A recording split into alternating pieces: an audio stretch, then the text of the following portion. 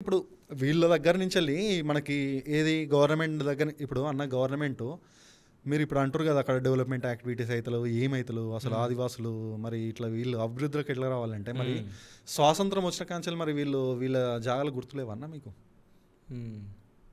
ఇప్పుడు స్వాతంత్రం వచ్చిన కాంచెలు ఇప్పుడు 2025 అంటే సుమారు ఎన్ని సంవత్సరాలు తీసుకున్నా అన్ని సంవత్సరాల నుంచి వాళ్ళు బతుకుతురు కన్నా మంచినే బతుకుతురు కదా. ఇప్పుడు మనం అంటే మరి ఎందుకు గవర్నమెంట్ వీళ్ళని ఎందుకో గుర్తించలేదు?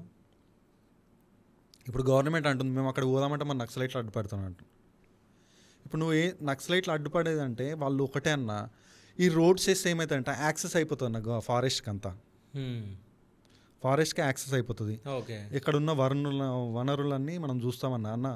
నువ్వు ఎగ్జాంపుల్ అన్న నీకు బెస్ట్ ఎగ్జాంపుల్ చెప్తాం. మనకు యాదగిరిగుట్ట నియర్ బై కన్నా మీరు భువనగిరి దాటంగానే ఇటు సైడ్ చూడండి ఇటు సైడ్ చూడండి గుట్టల మీద ఎవడన్నా వెంచర్ వేస్తాడు అన్న. అవును వెంచర్లు వేస్తారు. అవును అంటే అదంతా గవర్నమెంట్ భూమి అన్న. ఓకే ఇప్పుడు వెంచర్లు వేస్తారు. ఇప్పుడు మరి ఇప్పుడు ఇదే యాక్సెసిబిలిటీ అక్కడ ఇచ్చినామనుకో ఏమవుతుంది? సేమ్. ఓకే గుట్టలని ఎట్లా తవ్వుతారన్న మొత్తం నువ్వు మీకు చూడండి. మీరు భువనగిరి దగ్గర కూడా ఎంత గుట్టలు ఎంత తవ్వుతారన్న వాళ్ళు తవ్వి మొత్తం ఫ్లాట్ చేసేస్తారు. ఫ్లాట్ చేసి వెంచర్లు వేసుకుంటారు మంచిగా.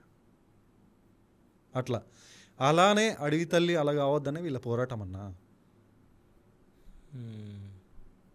అట్లా